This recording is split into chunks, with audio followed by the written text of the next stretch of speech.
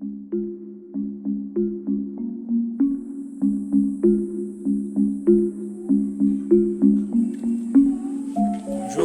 morning. Welcome to Diapaga Kren.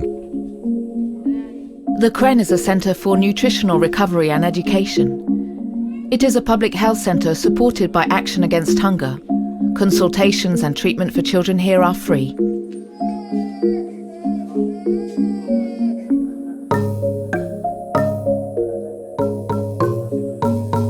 This little girl has just arrived. Her name is Marceline. Issa, the doctor at the centre, explains why she's so sick. This little girl is 20 months old, and she seems to have been suffering from malnutrition for more than 3 months now. The main reason is because when she was 9 months old, her mother became pregnant again. In general, when a woman is pregnant here, she stops breastfeeding, and the grandmother looks after the child. This is her grandmother.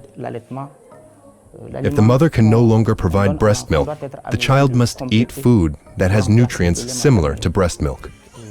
This hasn't happened here, because the child eats the same food her family eats. This consists of porridge and then to, which only contains corn flour. The little girl has had diarrhea for more than 3 months, making her ill. When someone is malnourished, complications come slowly, without us realizing.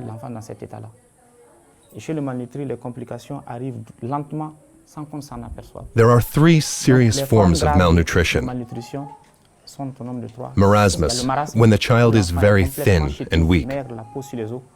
Another is kwashiorkor, when the child has swelling, called an edema. The child seems to be well, but has the edema and other complications.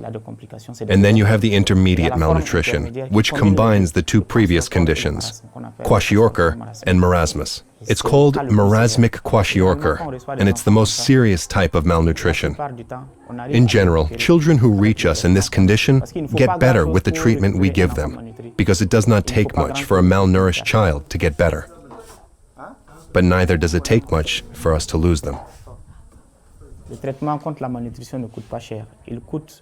Treatment for malnutrition is not expensive. The costs include the plumpy nut and drugs used to treat the most complicated cases, like these. They're generic drugs, which really aren't that expensive. Thanks to a grant from Action Against Hunger, this treatment is free for parents in this province. This child is not a member of my family, but he is from Burkina Faso, just like me.